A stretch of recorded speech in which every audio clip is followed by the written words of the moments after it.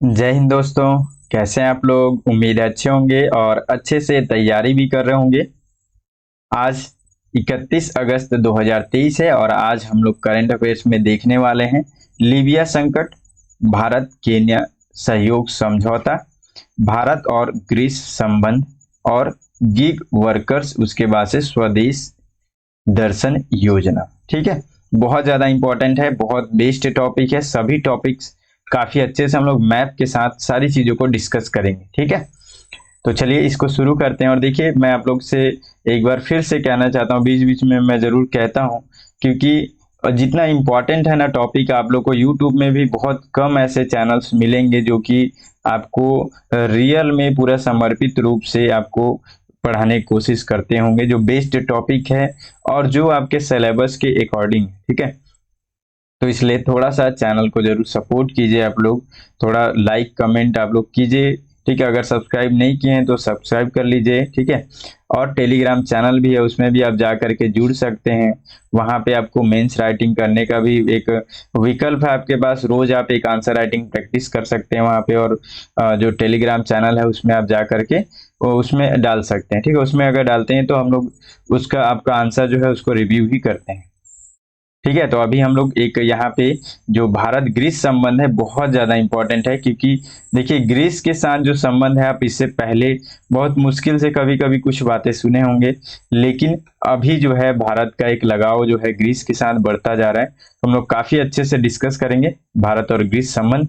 और मेंस का यहाँ से मैं प्रश्न भी दूंगा आपको प्रैक्टिस करने के लिए।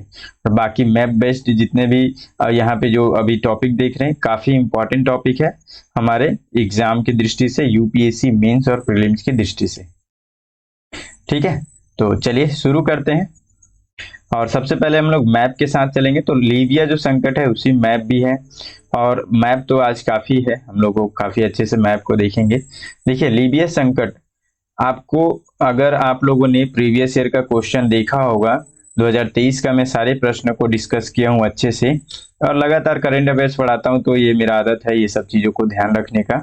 तो मैं हमेशा आपको बताया हूँगा कि देखते हैं, जब हम लोग जो प्रश्न अभी 2023 में कई सारा ऐसा प्रश्न आया आया मैप से संबंधित, कि मैप में जैसे एक नाम दे दिया किसी जगह का, और दे दिया यहाँ पे कि वो किस चीज के लिए चर्चे में था न्यूज में।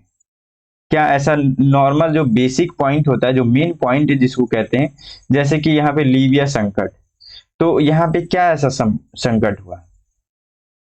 ठीक है, तो बस वो संकट थोड़ा सा जानना है बस। और मैप को देखना है कि वो जो मतलब अब जैसे लीबिया है, तो लीबिया, अब लीबिया को मैप में देख लिए, लीबिया के आसपास के क्षेत्र को देख लिए, बस इतना देखना है। ठीक है, इतना से हम लोग का मैप से संबंधित प्रश्न जरूर बन जाता है। तो हम लोगों को उसी हिसाब से देखना है। यहाँ पे मैं उसी हिसाब से उस चीज को, प्रश्न को ध्यान में रख करके, एक पैटर्न को ध्यान में रख करके आपको बता रहा हूँ।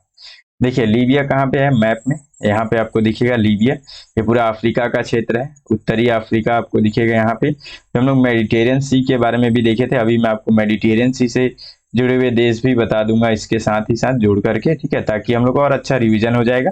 तो लीबिया यहाँ पे है, इसको थोड़ा और पास से देखेंगे। ठीक है, लेकिन हम लोग अभी देखिए, अब थोड़ा सा हम लोग एक बार देख लेते हैं यहाँ मामला क्या हुआ। तो लीबिया के प्रधानमंत्री जो हैं वो अभी, लीबिया के जो प्रधानमंत्री हैं और वहीं के लीबिया के ही विदेश मंत्री हैं, नजला मंगोस। ठीक है, ये क्या किए, ये इजराइल गए। ठीक है, तो इजराइल के साथ जाकर के, मतलब एक तरीके से वहाँ एक मतलब उनके प्रतिनिधि से मुलाकात की है। तो इस मामले के कारण से, मुलाकात करने के मामले से, ठीक है, लीबिया के प्रधानमंत्री जो है वो इनको, जो यहाँ पे जो ये विदेश मंत्री है, इनको जो है अभी बर्खास्त कर दिए हैं। ठीक है, मतलब अपने पद से हटा दिए हैं। मतलब इसका मतलब ये है कि जो लीबिया है, ठीक है, ये लीबिया जो है वो इजराइल से कहीं ना कहीं एक तरीके से दोनों एक दूसरे के विरोधी हैं। ठीक है, तो इसलिए ऐसा मामला यहाँ पे चल रहा है। अब यहाँ के जो विदेश मंत्री है वो अपदस्थ हो गए हैं, तो इसलिए ये न्यूज में चर्चे में है। ठीक है, अब यहाँ पे आगे थोड़ा सा और दो चार पॉइंट उसको देखते हैं, फिर और मैप में देखेंगे। जिसके कारण से लीबिया के कई शहरों में यहाँ पे विरोध प्रदर्शन भी हो रहा है। और लीबिया औपचारिक रूप से जो है इजराइल को मान्यता नहीं देता है, और इजराइल के कब्जे वाले जो क्षेत्र हैं उसमें स्वतंत्र राज्य बनाने के जो फिलीपींस मुद्दे हैं उससे भी ये लीबिया जो है उनको समर्थन भी करता है। तो ये मामले चल रहे हैं। थोड़ा सा मैप में हम लोग और करीब से देखते हैं लीबिया को। देखिए लीबिया आपको सबसे पहले बड़े मैप में दिखाया, ठीक है। अब ये जो आप देख रहे हैं ये पूरा लीबिया का जो बॉर्डर है, ये पूरा बॉर्डर है लीबिया का, ठीक है।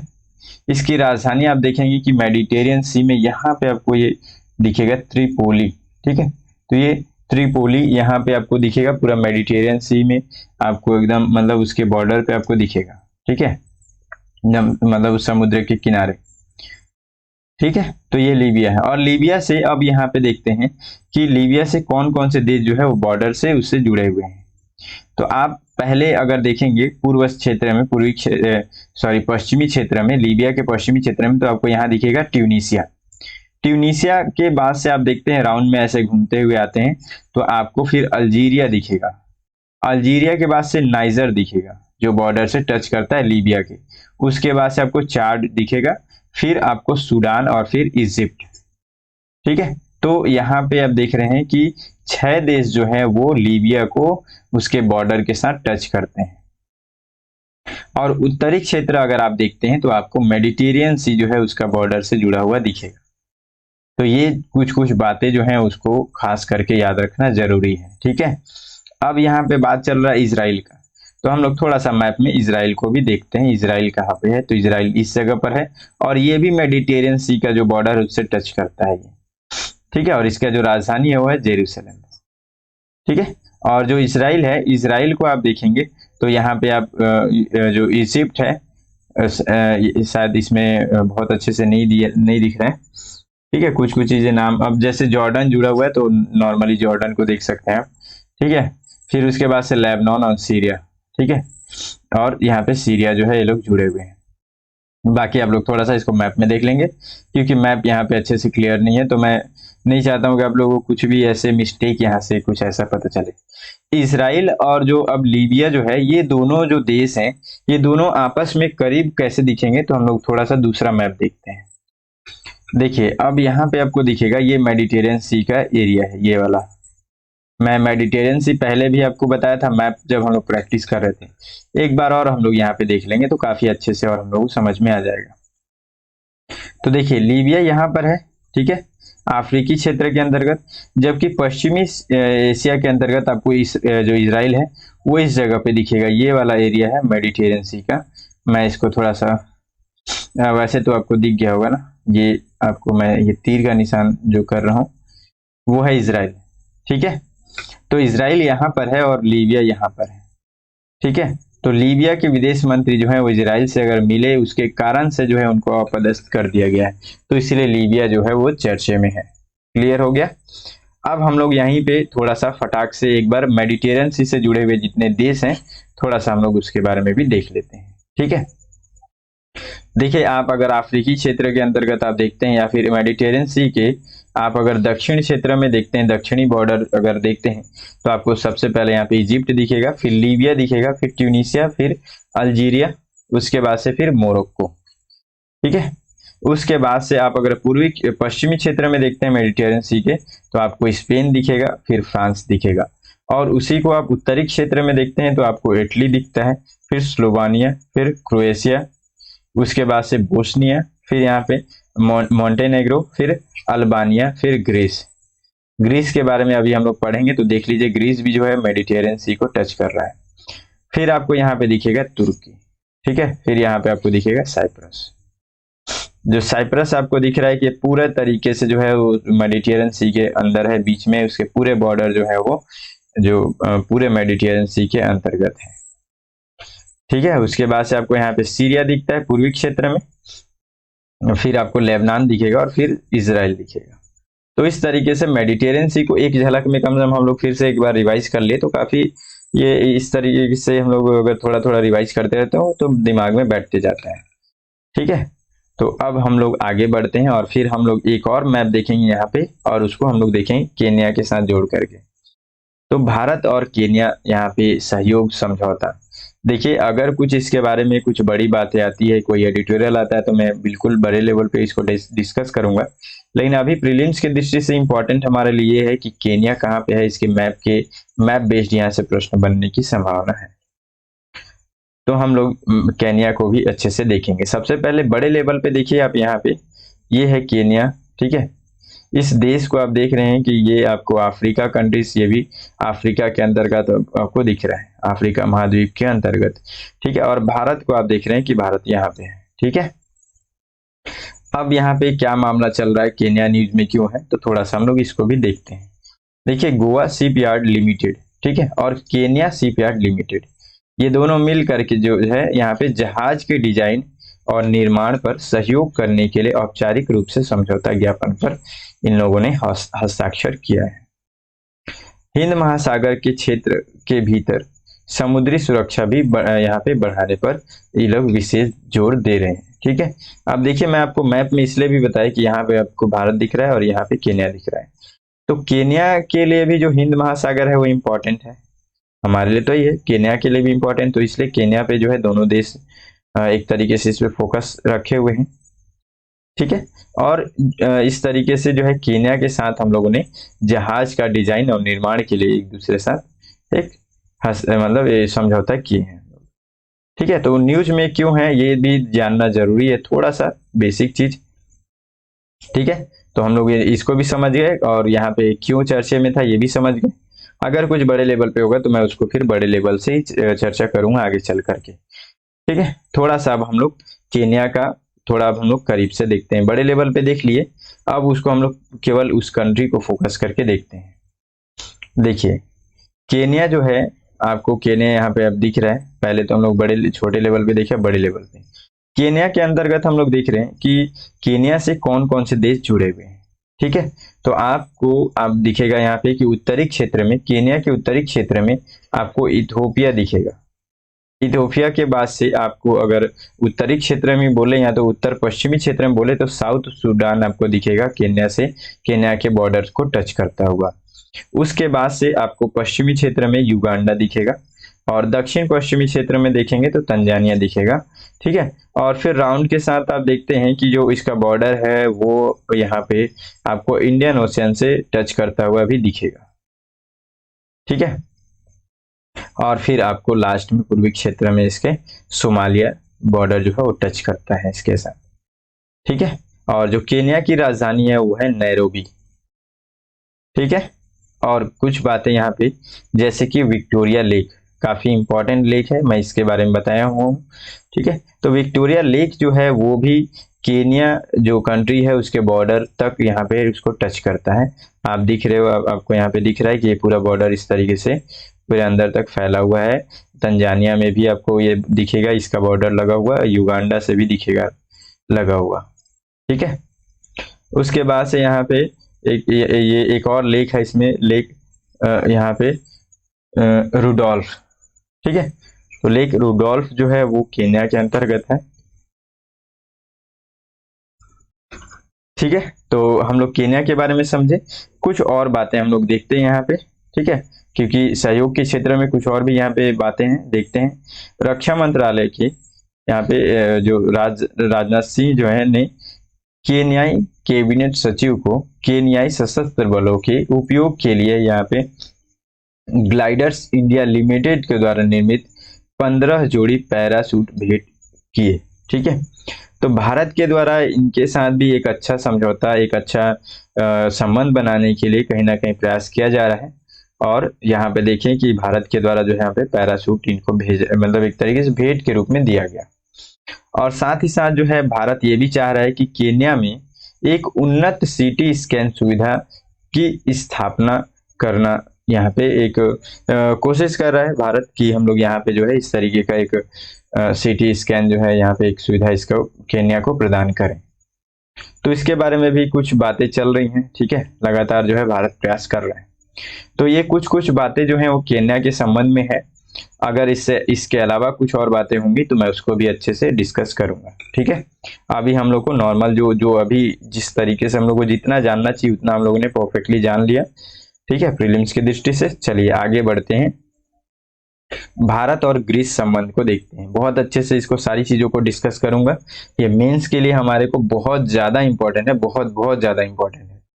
ठीक है, क्योंकि जो ग्रीस देखेंगे हमारा एक भारत और ग्रीस का संबंध में आपको सारी चीजें बताऊंगा। अभी न्यूज में क्यों है क्या है उसको भी हम लोग देखेंगे।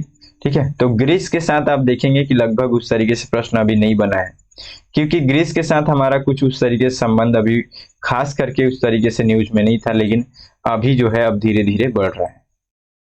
तो अब हम लोग को इस पे थोड़ा ध्यान देना होगा। एक बार पढ़िए बस, एक बार अच्छे से आप धैर्य रख के अच्छे से ध्यान से समझिए, सुनिए, आपको सारा चीज क्लियर हो जाएगा। देखिए, साझेदारी का जो यहाँ पे हम लोग जो कोशिश कर रहे हैं उसका प्रमुख उद्देश्य क्या है। तो यहाँ पे जो है उद्देश्य है व्यापार को दोगुना करना, रक्षा और सुरक्षा सहयोग बढ़ाना तथा साझा चुनौतियों का यहाँ पे समाधान करना। मैं इसको समझाता हूँ। बीच से जैसा लग रहा है आपको, कहीं बीच से कहीं शुरू हो गया तो मूवी के जैसा हो गया यहाँ पे, है ना। हॉलीवुड मूवी अचानक से बीच से या एंडिंग से शुरू होता है, फिर उसको शुरुआत से समझाते हैं, तो कुछ ऐसा है। देखिए, हम लोग अभी कुछ समय पहले देखे, ठीक है, कि हमारे प्रधानमंत्री जी को यहाँ पे grand cross of the order of honour, ठीक है, ये एक पुरस्कार है, ठीक है, जो कि ग्रीस के द्वारा यहाँ पे दिया जाता है सम्मानित व्यक्तियों को। बहुत सारे इसके कैटेगरी है, मैं आपको अभी बताऊंगा। हम लोग इस ये जो सम्मान है इसके बारे में भी बेसिक चीजें बात करेंगे। आपको चित्र में भी दिख रहा होगा, दिया गया। ठीक है, तो अब धीरे से क्या हुआ कि हम लोग को ग्रीस के साथ कुछ अच्छा संबंध धीरे धीरे बन रहे हैं। तो हम लोगों ने भी यहाँ पे आगे चल करके प्रस्ताव रखा और दोनों साथ में सहमत हुए कि हम लोग अपने व्यापार को दोगुना करेंगे, मतलब उसको डबल तक बढ़ाएंगे। काफी अच्छा इसमें एक तरीके से हो सकता है कि इसमें और अलग से आइडिया जोड़ें, जैसे कि बहुत सारे देशों के साथ हम लोग मुक्त व्यापार समझौता जैसा करके रखे हैं, तो कुछ ऐसा इसमें प्लानिंग करें इसको एक साथ व्यापार जो है उसको बढ़ाने के लिए। क्या क्या व्यापार हम लोग करते हैं, एक एक चीज डिस्कस करूंगा मैं, सारी चीजें, ठीक है। उसके बाद से फिर रक्षा के क्षेत्र में, ठीक है, रक्षा क्षेत्र में हम लोग, सुरक्षा के क्षेत्र में, इन सभी क्षेत्र में दोनों देश जो है वो चाह रहे हैं कि हम लोग इसमें एक दूसरे का सहयोग करते हुए आगे बढ़े। ठीक है, तो ये मामला यहाँ से शुरुआत हुआ।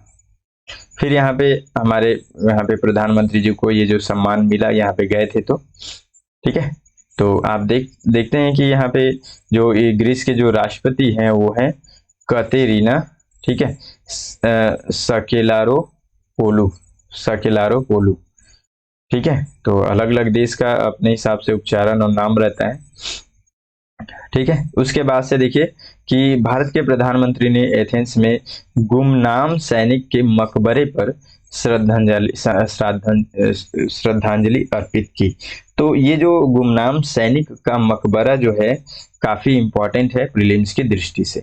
देखिए, यूपीएससी जिस तरीके से अभी जैसे प्रश्न पैटर्न चेंज किया है ना, तो बहुत ज्यादा हम लोग को सतर्क और काफी एक तरीके से डीपली थोड़ा सा, मतलब एक उसके जो एक मर्म जो होता है, मतलब एक जो उसका फोकस पॉइंट, यूपीएससी किस तरीके से अभी प्रश्न के पैटर्न पे फोकस करके चल रहा है, उसको समझने के लिए हम लोग को यहाँ पे थोड़ा सा डीप जाना पड़ेगा। ठीक है, तो मैं जितना समझ पा रहा हूँ लगता है ये चीज देखिए, क्योंकि कई बार आप देखिए प्रश्न में कि ऐसे भी प्रश्न बन रहा है कि न्यूज में चर्चे में था, तो यहाँ पे देश या देश के अंतर्गत कोई स्थान का नाम है और इस जगह पे मुद्दा है और मुद्दा मैच ही नहीं हो रहा। यहाँ तक इस लेवल तक चल रहा है अभी। कोई भी ऐसा घटना हो रहा है किस जगह पे, तो उस घटना को लिख दिया गया और इधर शहर लिख दिया गया है उस जगह पे। तो अब यहाँ पे जो है गुमनाम सैनिक का मकबरा जो है अब यहाँ पे ये चर्चे में है। ठीक है, हमारे प्रधानमंत्री जी यहाँ पे जाकर के श्रद्धांजलि अर्पित किए इनको।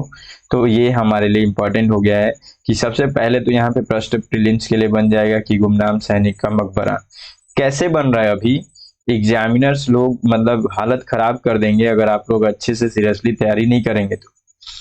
ठीक है, नॉर्मली आपसे एक प्रश्न नहीं पूछा जा रहा है, इसी में 3 प्रश्न होते हैं, मतलब 3 अलग अलग देश या देशों के अलग अलग 3 स्थान रहेंगे, यानी कि एक साथ आपको 3 घटनाएं पूछी जाएंगी। किसी में भी गलती हुआ तो फिर आपको आंसर निकालना मुश्किल हो जाता है। ठीक है, तो हर एक घटनाओं पर थोड़ा फोकस ध्यान रखें। ठीक है, तो यहाँ पे आपको स्थान पूछ लिया या कंट्री पूछ लिया और यहाँ पे उस जगह के संबंध में जो न्यूज में चर्चे में था वो पूछ लिया। तो इसी जगह पे आपको पूछ सकता है कि गुमनाम सैनिक का मकबरा, और यहाँ पे आपको ग्रीस दे दे, चाहे गलत करने के लिए कोई और देश दे दे, या फिर एथेंस दे दे। एथेंस जो है वो ग्रीस की राजधानी है। हम लोग बड़े लेवल पे मैप को अभी देखेंगे। सबसे पहले तो हम लोग न्यूज में समझ रहे थे क्या है, चर्चे में क्यों है, फिर हम लोग धीरे धीरे आगे बढ़ेंगे। अब जैसे हम लोग यहाँ पे देख लेते हैं थोड़ा सा ग्रीस के बारे में। अभी मैं कल ही इसके बारे में बताया था, ग्रीस के बारे में। तो ग्रीस का हम लोग फिर से एक बार देखते हैं। तो जो ग्रीस है, ग्रीस के साथ आप देखते हैं कि कौन कौन से देश बॉर्डर शेयर करते हैं। उससे पहले आप देखिए कि ग्रीस भी जो है पूरा मेडिटेरियन सी में तीनों तरफ से पूरा उसका जो क्षेत्र है वो घिरा हुआ है, और इसकी राजधानी देख रहे हैं आप, एथेंस है। ठीक है, अब इसका बॉर्डर लाइन आप देखते हैं देश। तो यहाँ पे आप देखेंगे कि अल्बानिया बॉर्डर से टच करता है, उसके बाद से मैसेडोनिया, फिर बुल्गारिया, फिर यहाँ पे तुर्की। ठीक है, तो ये चार देश जो हैं वो ग्रीस के बॉर्डर के साथ जुड़े हुए हैं, और मेडिटेरियन सी। ठीक है, ये हम लोग देख लिए। अब आगे हम लोग थोड़ा सा जो मैटर है उसके बारे में थोड़ा आप समझते हैं। देखिए, अभी हम लोगों ने न्यूज में थोड़ा बहुत पढ़ा बेसिक चीजें, अब हम लोग थोड़ा सा उसको डीप थोड़ा पढ़ते हैं।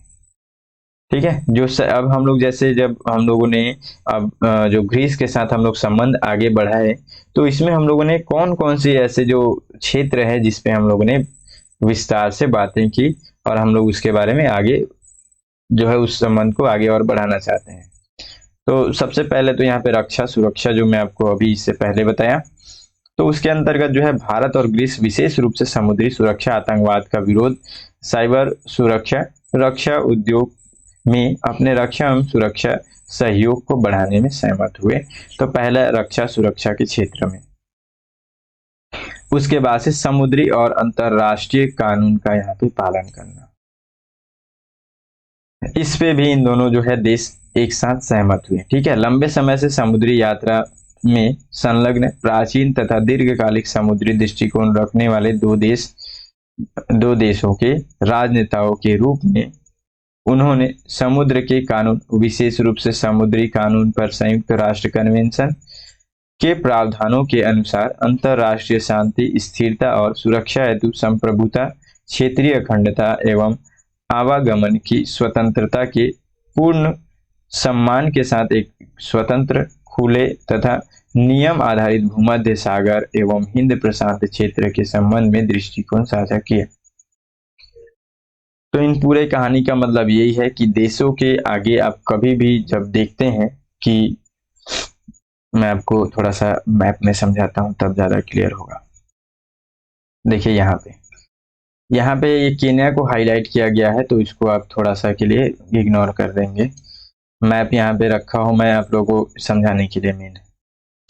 ठीक है, आप देख रहे हैं कि ये वाला क्षेत्र जो है ये है ग्रीस का क्षेत्र। ग्रीस का जो बॉर्डर लाइन है वो है भूमध्य रेखा। मैं एक चीज ट्रिक बताना चाहता हूँ, क्योंकि देखिए बहुत सारी चीजें ऐसी है, किसी भी देश के संबंध हम लोग पढ़ रहे हैं तो मैं पहले ही बताया था कि 5 पॉइंट आप हमेशा याद रख लेना।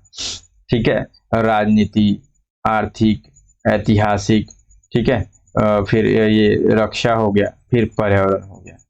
ये 5 पॉइंट कम से कम आप हमेशा दिमाग में रखना हर एक देश के साथ, और थोड़ा थोड़ा मेन पॉइंट किस देश के साथ क्या यूनिक चीजें जो है हम लोग कर रहे हैं। ठीक है, अब देखिए यहाँ पे बात चल रहा है कि समुद्री क्षेत्र में ये जो देश हैं ये सब आगे बढ़ावा दे रहे हैं। ठीक है, तो एक नॉर्मली कैसे याद रखेंगे मैं यहाँ पे बताना चाहता हूँ। हम लोगों ने मैप में देखा इसको, तो मैप में जब हम लोग देखे तो हम लोग को पता चला कि ये क्या है कि मेडिटेरियन सी के अंतर्गत ये काफी अच्छा, इसका एक मेडिटेरियन सी में काफी अच्छा क्षेत्र है इसके पास, ग्रीस के पास। ठीक है, जिसका एक बेहतर उपयोग भी हो सकता है। तो हमारे लिए कहीं ना कहीं यहाँ पे वो ग्रीस जो है, जहाँ पे जो क्षेत्र है और जहाँ उसका एक जो एक यहाँ पे संप्रभु जो क्षेत्र जो है यहाँ पे मेडिटेरियन सी के अंतर्गत, उसको हम लोग यहाँ पे थोड़ा सा उससे संबंध में भी हम लोग कुछ लाभ, सुरक्षा के संबंधित भी यहाँ पे कार्य कर सकते हैं, उसका एक यूज कर सकते हैं। ठीक है, आप उसी तरीके से आप देख रहे हैं कि हिंद प्रशांत क्षेत्र, ठीक है, या फिर ये प्रशांत क्षेत्र हो गया, हिंद महासागर क्षेत्र हो गया। तो इस क्षेत्र में भी हम लोगों को, अगर हम लोग यहाँ पे भी सहयोग का बढ़ावा दे रहे हैं, तो इस क्षेत्र में आवागमन, एक दूसरे से संबंधित व्यापारिक चीजें, ठीक है, उसको भी करने में हम लोग को आसानी होगा। तो यहाँ पे हम लोग, मैं बताना ये चाह रहा था कि देश के आगे पीछे मैप में आप देखेंगे तो कहीं ना कहीं उस देश का चर्चा, वो जो समुद्र है, जो सागर है, उसका चर्चा तभी होगा जब वो देश के सामने, अगल बगल में, और उसका आर्थिक महत्व हो उस क्षेत्र का, उस समुद्री क्षेत्र का, महासागर का, ठीक है। तो वो हमेशा आप नहीं जानते हैं, फिर भी उस चीज को आप अच्छे से याद रख सकते हैं। एक लॉजिक तरीका बताया, अगर आप लोगों को समझ में आ गया होगा तो, ठीक है। देखिए मैं क्या बोलना चाह रहा था, एक बार फिर से मैं आपको यहाँ बताता हूँ।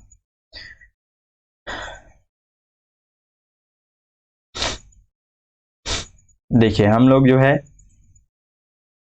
देखिए कि जो एक हम लोग क्या चाहते हैं कि जितने भी समुद्री जो क्षेत्र है, और हमारा एक रास्ता है समुद्र में, उस रास्ते में कानूनी, जो यहाँ पे कानून अनक्लोज का है, उसका पूरा पालन हो और शांति रूप से व्यापार करें सभी लोग मिल करके, ठीक है।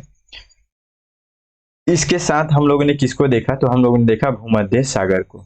मैं भूमध्य सागर को अभी आपको दिखाया, तो भूमध्य सागर आप देख रहे हैं कि जो ग्रीस है उसमें काफी उसका भी एक क्षेत्र आपको दिखेगा भूमध्य सागर के अंतर्गत। फिर आप देख रहे हैं कि हिंद प्रशांत क्षेत्र, किसी भी चीज को अब हिंद प्रशांत क्षेत्र, अब पूरा गोल है ना, पृथ्वी गोल है, घूम करके फिर से वहीं पे आएंगे। तो प्रशांत क्षेत्र जो है हर किसी की जरूरत है, जितना बड़ा क्षेत्र है वो। तो ये सब क्षेत्र में ये लोग चाह रहे हैं कि हम लोग जो भी व्यापार करें अंतरराष्ट्रीय रूप में भी, ठीक है, तो वहां पे सुरक्षा रहे, शांति रूप से सारी चीजें बेहतर तरीके से चले। तो ये लोग इसलिए यहाँ पे ये बातें कर रहे हैं। अब संस्कृति, यहाँ पे संस्कृति और पर्यटन के क्षेत्र में, तो इसमें दोनों नेताओं ने कला के सभी रूपों के आदान प्रदान को बढ़ावा देने के प्रयासों का स्वागत किया। दोनों देश प्राचीन स्थलों के संरक्षण और उन्हें सुरक्षित रखने के लिए संयुक्त प्रयासों को प्रोत्साहित करने तथा संयुक्त राष्ट्र शैक्षिक, वैज्ञानिक एवं सांस्कृतिक संगठन के भीतर सहयोग को मजबूत करने के भी यहाँ पे के लिए भी सहमत हुए। तो सांस्कृतिक रूप से भी ये दोनों जो है एक अपना यहाँ पे एक दूसरे के सहयोग से आगे बढ़ना चाह रहे हैं, ठीक है। तो सांस्कृतिक, पर्यटन, ये सब चीजों को भी आप जोड़ करके लिख सकते हैं। उसके बाद से आता है व्यापार और निवेश, मोस्ट इंपॉर्टेंट, जिसको मैं की पॉइंट बोला था। बहुत ज्यादा था, देखिए इसमें बहुत सारी चीजें आप भूल जाएंगे, लेकिन आपको इससे क्या चीज याद रहेगा, एक चीज, एक इसकी भावना है। किसी भी चीज को हम लोग पढ़ते हैं ना, तो एक भाव निकल के आता है, शब्द जो है जैसे जैसे मैं पढ़ा, अभी आप यहाँ पे देख रहे हैं लिखा हुआ है, आप भूल जाएंगे इसको, लेकिन इससे पढ़ के आपको क्या समझ में आया, मैं वही चीजों को थोड़ा ज्यादा फोर्स करता हूँ याद रखने का उस चीज को। तो आपको थोड़ा बहुत ये तो याद आए कि अच्छा हाँ, ये जो दोनों देश हैं वो लोग कहीं ना कहीं सांस्कृतिक चीजों के अंतर्गत, अब सांस्कृतिक चीजों के अंतर्गत यानी कि जितने भी प्राकृतिक प्राचीन जो क्षेत्र है, स्थल है, सॉरी बार बार प्राकृतिक आ रहा है, जो प्राचीन क्षेत्र है, स्थल है, प्राचीन महत्व के हैं, सांस्कृतिक रूप से वो काफी एक तरीके से क्या कहें कि सांस्कृतिक रूप से बहुत ज्यादा महत्व रखते हैं। ऐसे क्षेत्रों को क्या करेंगे, कोई भी क्या करेगा, एक एकदम प्राकृतिक सोच है इसमें कि ऐसे क्षेत्रों को हर कोई, हर देश जो है संरक्षण करेगा, सीधा सा बात है। तो हम लोग अगर नहीं भी जानते हैं तो भी हम लोग इसमें ये पॉइंट को लिख सकते हैं। मैं ये आपको बोल रहा था। यहाँ पे अब बातें की जा रही है व्यापार और निवेश। मैं आपको हिंट किया कि हम लोग जो है यहाँ पे कुछ की पॉइंट को ध्यान रखेंगे। तो क्या की पॉइंट का मतलब क्या होता है, देखिए दोनों देशों ने मिलकर के 2030 तक यहाँ पे द्विपक्षीय व्यापार को दोगुना करने का भी लक्ष्य रखा है। तो ये होता है की पॉइंट। ऐसे की पॉइंट आपको हर एक देश में आप नहीं लिख सकते हैं। अगर इस देश के साथ हम लोगों ने ये टारगेट फिक्स किया है तो इस टारगेट को आपको याद रखना पड़ेगा। तो ऐसे की पॉइंट होते हैं, ऐसे ऐसे को आप अच्छे से याद रखना है, इसको नहीं भूलना है। बाकी को नॉर्मली आप समझ जाएंगे तो लिख लेंगे। अब इसके अंतर्गत जो है ये लोग ने नवीकरणीय ऊर्जा, बुनियादी ढांचे, यहाँ पे फार्मास्यूटिकल्स, कृषि, नवाचार जैसे यहाँ पे क्षेत्रों में नए अवसर तलाशने पर भी सहमत हुए हैं। ठीक है। अभी ये केवल एक अभी जो जो करंट में जिस तरीके से बातें चली हैं उन्हीं के बारे में मैं चर्चा कर रहा हूँ। ठीक है, तो अब आप धैर्य रखिए, थोड़ा देर के बाद आपको पूरा क्लियर होगा कहानी क्या है इसका। अगर आप लोगों को नहीं समझ में आ रहा होगा तो, क्योंकि जिस तरीके से लोग यहाँ पे देख रहे हैं, ऐसा लगता है कि बहुत कम लोग जो है इसका वैल्यू को समझ रहे हैं। जिस तरीके से मैं समझ पा रहा हूँ, लोग बहुत कम लोग समझ रहे होंगे कि जितने भी कंटेंट अभी मैं आपको दे रहा हूँ वो इसका क्या वैल्यू है। चलिए देखते हैं आगे। गतिशीलता और प्रवासन यहाँ पे साझेदारी समझौता के बारे में भी, ये देखिए ये भी एक यूनिक पॉइंट है। तो गतिशीलता और प्रवासन,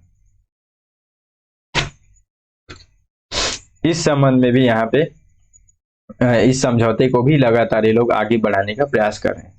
तो इसको जो है ये लोग शीघ्र अंतिम रूप देने पर यहाँ पे पारंपरिक रूप से यहाँ पे लाभदायक होगा ये लोग का, और विशेष रूप से जो है दोनों देशों के बीच कार्यबल की यहाँ पे मुक्त आवाजाही यहाँ पे सुविधा प्रदान करेगा। नहीं समझ में आया, मेरे को खुद नहीं समझ में आया, छोड़ देते हैं। देखिए ये जो बातें इसको छोड़ दीजिए, मतलब मैं आपको बताता हूँ कि जो गतिशीलता और प्रवासन साझेदारी समझौता है, ये समझौता जो है ग्रीस के साथ भारत ग्रीस की है। अब इससे क्या होगा, देखिए यहाँ पे ये ग्रीस का क्षेत्र है और भारत का क्षेत्र है। तो ये जो दोनों देश हैं, इसको समझौते करने का क्या मतलब है, तो ये लोग चाह रहे हैं कि एक दूसरे का जो है वो कार्यबल बढ़े। भारतीय भी कुछ लोग यहाँ पे चले जाएं प्रवासन के क्षेत्र, मतलब उनको ज्यादा रुकावट वाला स्थिति ना है। अगर यहाँ से भारतीय इस क्षेत्र में जाएंगे, इस देश में जाएंगे, तो वहां फिर वो लोग काम करेंगे, उसके डेवलपमेंट में, ग्रीस के डेवलपमेंट में कहीं ना कहीं वो लोग वृद्धि करेंगे और साथ ही साथ अपना भी वृद्धि करेंगे। वैसे यहाँ से ग्रीस से भारत लोग आएंगे। ठीक है, तो ऐसे देश में अगर हमारे भारतीय भी रह रहे हैं तो उनको भी कोई प्रॉब्लम नहीं है, ज्यादा उनके लिए डिफिकल्टीज ना किया जाए, क्योंकि देखें बहुत सारे देश जो है वो लोग बहुत डिफिकल्ट करके रखते हैं। तो हम लोग यहाँ पे ये भी समझौता करना चाह रहे हैं कि भाई हमारे पास अगर कार्यबल है तो वो कहीं ना कहीं एक बेहतर तरीके से उसका यूज हो। ठीक है, तो इसलिए ये लोग समझौता करें। नॉर्मली आसान भाषा में समझ गए। हाँ, नाम याद रखिएगा, ये गतिशीलता और प्रवासन साझेदारी समझौता।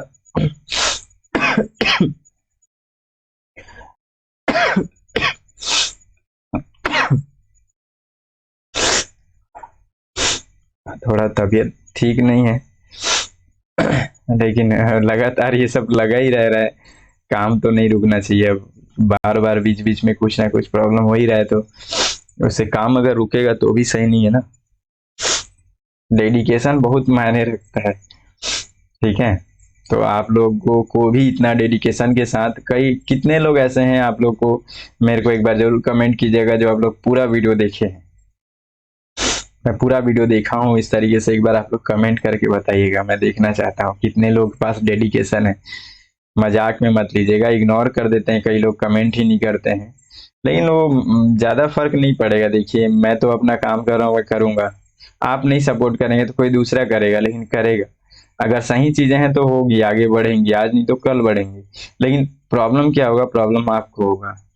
आप उस तरीके से ध्यान नहीं देंगे तो आपके लाइफ में प्रॉब्लम्स आएंगे, आप उसको अच्छे से हैंडल नहीं कर पाएंगे। नहीं, मैं ये नहीं बोल रहा हूँ कि मेरे ही थ्रू होगा, ठीक है, इसको भी ऐसा नहीं मत सोचिए, अन्यथा मत सोचिएगा, आप लोग के लिए ही बोल रहा हूँ मैं।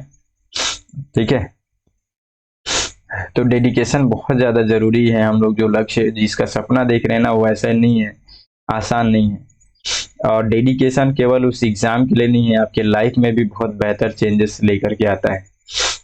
चलिए देखते हैं, ज्ञान तो निकल गया अचानक से। देखिए हम लोगों ने देख लिया जो अभी मुख्य रूप से जो खास जो बातें यहाँ पे अभी जो मिलने के बाद से लोग सहयोग के बारे में बातें कर रहे थे, उसके बारे में हम लोगों ने बात कर लिया। ठीक है, अब न्यूज में यहाँ पे जैसे ये चर्चे में है गुमनाम सैनिक का मकबरा, तो हम लोग इसके बारे में थोड़ा सा पढ़ लेते हैं। अज्ञात सैनिक का मकबरा ग्रीस के एथेंस में यहाँ पे सिंगेटमा स्क्वायर में स्थित एक युद्ध स्मारक है। यह उन यूनानी सैनिकों को समर्पित है जिन्होंने विभिन्न युद्धों में अपना जीवन न्यौछावर कर दिया। यह मकबरा अज्ञात सैनिकों के बलिदान की स्मृति और इस सम्मान के प्रतीक के रूप में बनाया गया है। इसे वर्ष 1930 और 1932 के बीच मूर्तिकार यहाँ पे फोकियन रोक के द्वारा बनाया गया। तो नॉर्मली इतना याद नहीं रखेंगे, कोई दिक्कत नहीं है, लेकिन इस चीज को थोड़ा सा याद रखिएगा और कम से कम तो मैप जरूर याद रखिएगा कि गुमनाम सैनिक का मकबरा कहाँ पे है। तो ये ग्रीस के राजधानी एथेंस में है। ठीक है, देखिए अभी हमारे प्रधानमंत्री जी को यहाँ पे जो grand cross of the order का ऑनर यहाँ पे ऑफ ऑनर जो है ये पुरस्कार मिला, इनको सम्मानित किया गया। तो इसके बारे में थोड़ा सा बेसिक चीजें देखते हैं, फिर हम लोग आएंगे जो भारत और ग्रीस का जो संबंध है उस संबंध पे बेसिक बातें भी करेंगे। अभी धैर्य रखिए, सब चीज करेंगे, धीरे धीरे हर एक चीजों को कंप्लीट करेंगे। देखिए ये जो ये जो पुरस्कार है, ये पुरस्कार जो है grand cross of the order of honour, Greece के grand cross of the order of the Redeemer के बाद दूसरा सबसे बड़ा नागरिक सम्मान है और यह पुरस्कार 1975 में स्थापित किया गया था और इसके सामने की ओर देवी एथेना का सिर अंकित है।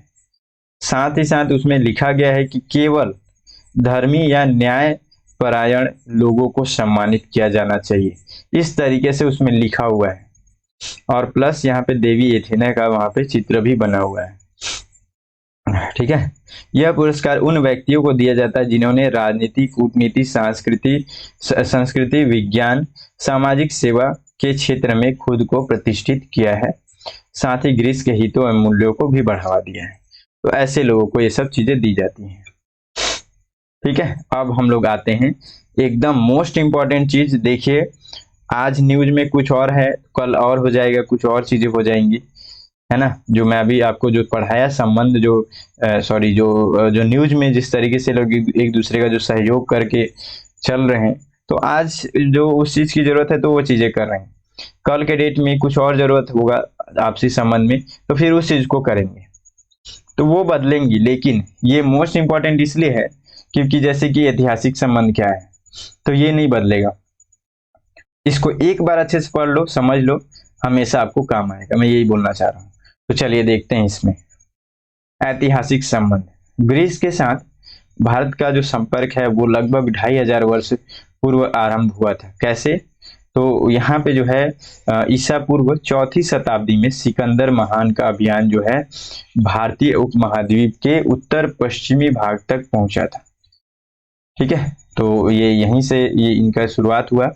तो अशोक के शिला लेखों में भी यहाँ पे जो है भारत और ग्रीस के बीच राजनयिक, व्यापारिक, सांस्कृतिक संबंधों का उल्लेख मिलता है। तो ये सब कुछ बातें जो है याद रखिएगा। ग्रीस के संबंध में हम लोग जब भी कोई बातें करें, आंसर लिखे, प्रश्न यहाँ से पूछा गया तो ये बहुत इंपॉर्टेंट होंगी, उसमें लिखना। मौर्य राजाओं और ग्रीस के माध्यम से व्यापार का प्रमाण यहाँ पे सिक्कों एवं लेखों से मिलता है।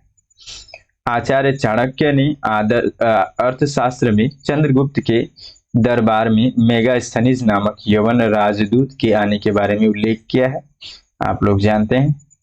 गांधार कला जो कि वर्तमान पाकिस्तान और अफगानिस्तान के क्षेत्रों तक विकसित हुई थी, भारतीय एवं यूनानी प्रभावों का परिणाम यहाँ पे मानी जाती है। ठीक है, तो ये कुछ खास बातें ऐतिहासिक संबंध के रूप में। अब आगे देखते हैं हम लोग। देखिए ये वाणिज्यिक संबंध, ठीक है, ये जितने भी अभी मैं आपको संबंध बता रहा हूँ, एक एक संबंध, एक एक पॉइंट इंपॉर्टेंट है। ठीक है, तो देखिए वाणिज्यिक संबंध के अंतर्गत 2022-23 में जो है भारत और ग्रीस के बीच में 2 बिलियन अमेरिकी डॉलर का द्विपक्षीय व्यापार हुआ। ठीक है, भारत ग्रीस के मुख्य रूप से एल्यूमिनियम, कार्बनिक रसायन, मछली, लोहा एवं इस्पात का निर्यात करता है, जबकि ग्रीस के द्वारा, देखिए क्या क्या मैं आपको बताया था, ये सब बताऊंगा, तो अभी मैं आपको बता रहा हूं, ध्यान रखिएगा। ठीक है, भारत ग्रीस को मुख्य रूप से एल्यूमिनियम, कार्बनिक यहाँ पे रसायन, मछली, लोहा, इस्पात, ये सब निर्यात करता है यानी कि भेजता है। जबकि ग्रीस क्या करता है, ग्रीस के द्वारा जो हम लोग को क्या भेजता है ये, तो सबसे अधिक जो है खनिज ईंधन, खनिज तेल उत्पाद, खनिज तेल और उत्पाद, सल्फर एवं एल्यूमिनियम फाइल का यहाँ पे निर्यात करता है। भारत ने ग्रीस की सबसे बड़ी वार्षिक वाणिज्यिक प्रदर्शनी यहाँ पे 84वें यहाँ पे थेसालोनिकी अंतरराष्ट्रीय मेला में यहाँ पे जो है एक सम्मानित देश के रूप में भाग भी लिया था। तो ये सब चीजों से संबंध हमारे पता चलते हैं। तो ये हो गया वाणिज्यिक संबंध। राजनीतिक संबंध देखते हैं। तो जो राजनीतिक संबंध है उसमें मई 1950 में भारत और ग्रीस के बीच यहाँ पे राजनयिक संबंध भी स्थापित हुआ, क्योंकि ग्रीस जो है 1950 में दिल्ली में अपना दूतावास खोला और भारत जो है 1978 में एथेंस में दूतावास खोला। फिर ग्रीस है वो कश्मीर और हम लोग जो है साइप्रस जैसे मुख्य राष्ट्रीय हित के मुद्दों पर जो है एक दूसरे के को लगातार समर्थन भी करते हैं। उसके अलावा ग्रीस संयुक्त राष्ट्र सुरक्षा परिषद के विस्तार, जिसमें कि भारत के द्वारा स्थायी सदस्यता की मांग की जा रही है, लगातार उसका समर्थन भी करता है ग्रीस। मतलब कहीं ना कहीं ग्रीस हमारे पक्ष में रहता है। ठीक है, देखिए आगे अब रक्षा संबंध में देखते हैं। तो वर्ष 1998 में भारत और ग्रीस के बीच रक्षा सहयोग में तेजी देखी गई, जिसमें सैन्य प्रशिक्षण, संयुक्त प्रशिक्षण, रक्षा उद्योग सहयोग आदि जैसे क्षेत्रों में सहयोग की परिकल्पना की गई है। सांस्कृतिक के रूप में यहाँ पे दिमित्रियोस गैलानोस एक यूनानी पहले यूरोपीय इंडोलॉजिस्ट बने और इन्होंने जो है भारत में 47 वर्ष जो है व्यतीत किया और कई हिंदू ग्रंथों का यहाँ पे ग्रीक में अनुवाद किया और 9000 से अधिक शब्दों का एक संस्कृत, अंग्रेजी और ग्रीक शब्द को संकलित किया।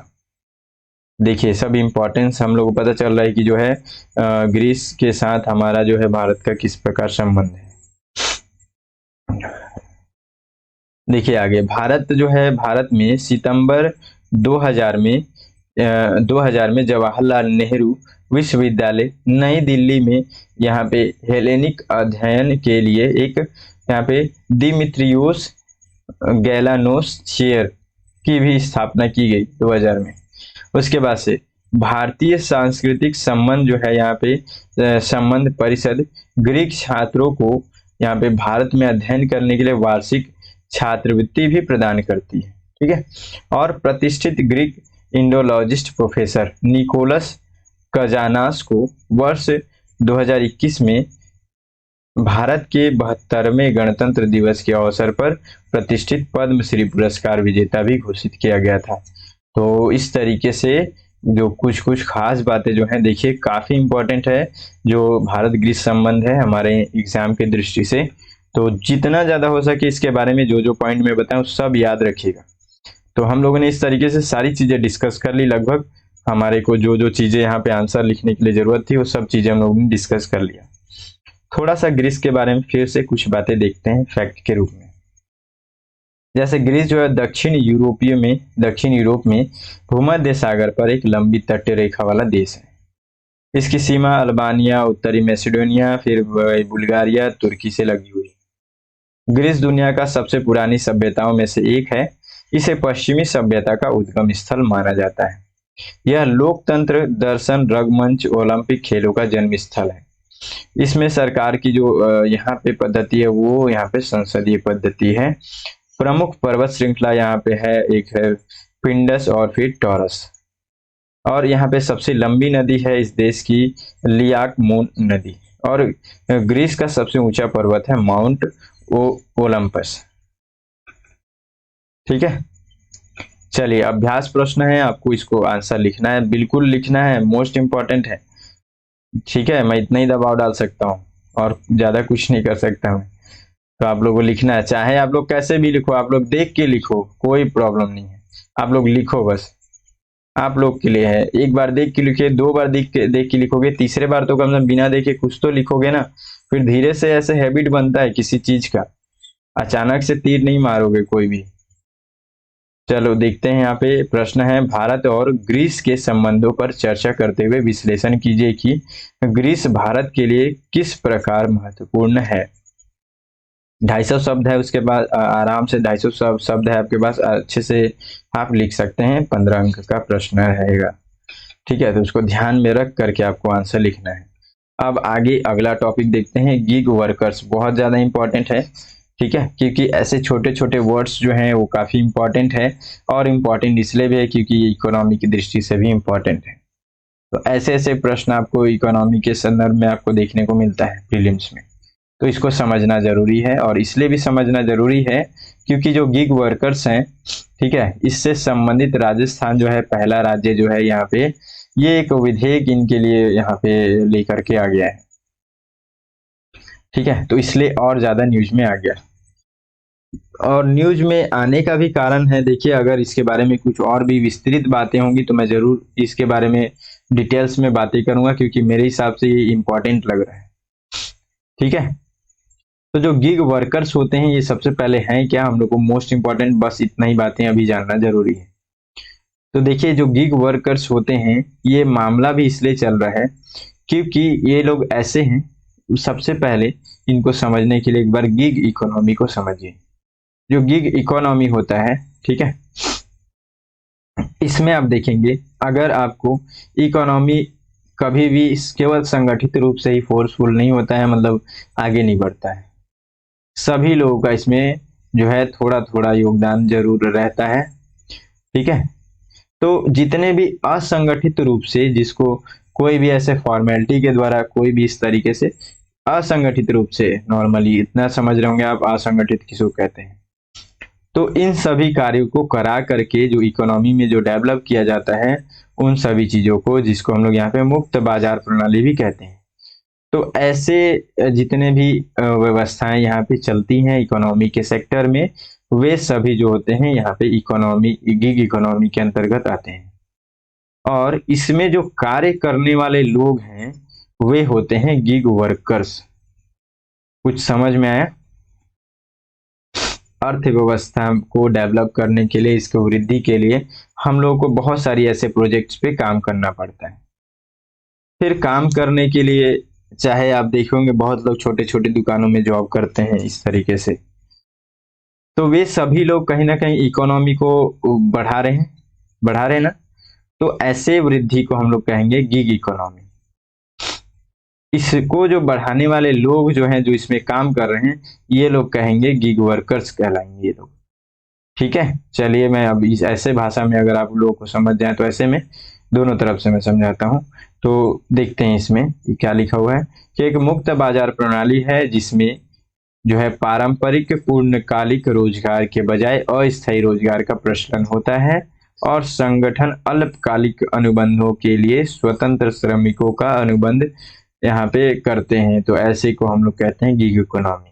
गिग वर्कर्स क्या होते हैं? तो गिग वर्कर्स को यहाँ पे एक ऐसे व्यक्ति के रूप में परिभाषित किया गया है जो पारंपरिक नियोक्ता कर्मचारी के संबंधों के बाहर काम करता है या कार्य व्यवस्था में भाग लेता है, ऐसे गतिविधियों से आय अर्जित करता है। तो ऐसे व्यक्ति को यहाँ पे गिग वर्कर्स कहते हैं। प्रॉब्लम क्या आ रहा है? देखिए प्रॉब्लम ये आ रहा है कि लगभग सभी लोग वर्ल्ड लेवल पे भी ऐसे वर्कर्स को कैसे परिभाषित करें और इनका मैनेजमेंट कैसे करें, इस चीज पे लेकर के काफी विवाद है। काफी लोग इसको लेकर के एक अलग अलग तरीके से सोच प्रस्तुत कर रहे हैं कि इनको संगठित क्षेत्र में क्या रखें, मतलब इनको जो है एक तरीके से व्यवस्थित तरीके इस करने के लिए तरीके ढूंढे जा रहे हैं, ठीक है। लेकिन मामले वही है, आप देख रहे हैं कि ये असंगठित तरीके से गिग वर्कर्स जो हैं ये लोग, मतलब आपको आसानी से इनका डाटा, कोई भी जानकारी, इस तरीके से बहुत सारी ऐसे परेशानियां इसमें होती हैं, क्योंकि ये लोग काम किए, काम खत्म हुआ, चले गए दूसरे जगह किए, ठीक है, तो ऐसे चलता है।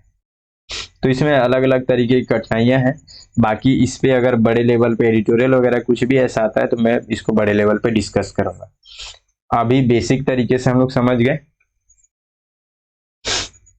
ठीक है। चलिए अब आगे आखिरी पॉइंट है, हम लोग इसको देख लेते हैं, स्वदेश दर्शन योजना, ठीक है। ये न्यूज में इसलिए है क्योंकि हमारे जो यहाँ पे कैग हैं यानी कि नियंत्रक एवं महालेखा परीक्षक, इनके द्वारा एक रिपोर्ट पेश किया गया।